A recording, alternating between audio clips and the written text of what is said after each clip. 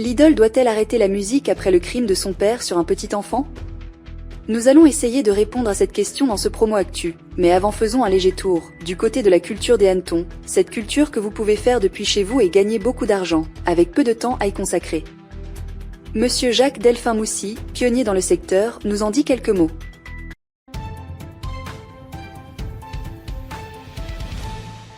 Promo actu. C'est pourquoi nous sommes aujourd'hui revenus au niveau de Promo Africa pour pouvoir faire vulgariser notre activité, pour que les gens essayent de comprendre que même s'ils sont sur place, ils peuvent avoir accès aux fosses. Ça veut dire quoi? Ça veut dire que nous avons par exemple des commerciaux qui sont là pour faire des livraisons, pour s'occuper des personnes qui en ont besoin.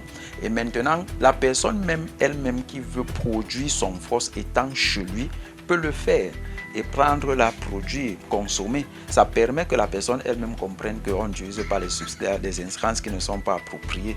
Donc, notre problème ici, c'est pour que Promo Africa essaie également de nous aider sur la vulgarisation pour qu'on puisse comprendre que c'est quelque chose qui peut être fait et qui est un produit porteur avec l'accord de tous. Il y a de l'avenir, il y a du potentiel et puis surtout, ça ne prend pas trop de temps parce que ça c'est même encore ce qui est intéressant parce que j'ai d'autres activités. Je ne veux pas une activité qui va me prendre une journée.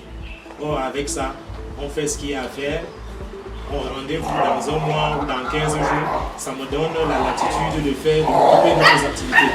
Donc c'est une activité qui non seulement n'occupe pas trop, à cause du fait que l'activité fonctionne d'elle-même. Il suffit tout simplement de respecter les différents rendez-vous par rapport à ce qu'il y a à faire. Donc je pense que c'est pleinement prometteur. Et tout le monde peut s'y lancer. Peu importe l'activité, peu importe l'âge, peu importe le rang social, tout le monde peut s'y lancer. Contactez pour en savoir plus sur la formation et la culture des hannetons depuis chez vous et faites-vous un supplément de revenus. 23 mai 2025. Une date que de nombreux fans de slam camerounais avaient coché depuis des mois.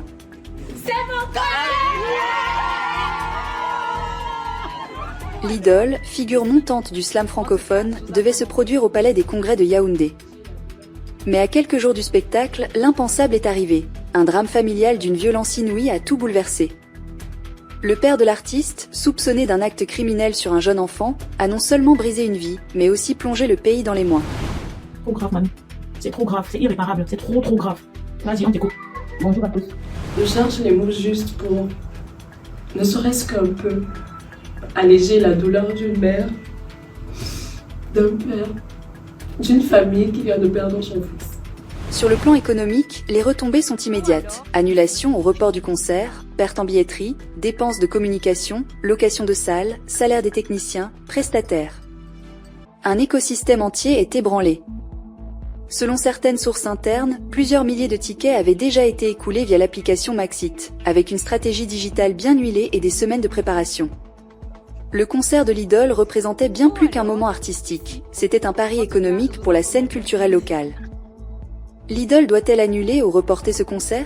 Peut-elle encore chanter quand son nom est aujourd'hui associé, malgré elle, à un drame aussi douloureux? Doit-elle porter les fautes d'un père, ou continuer d'exister artistiquement pour ne pas tout perdre?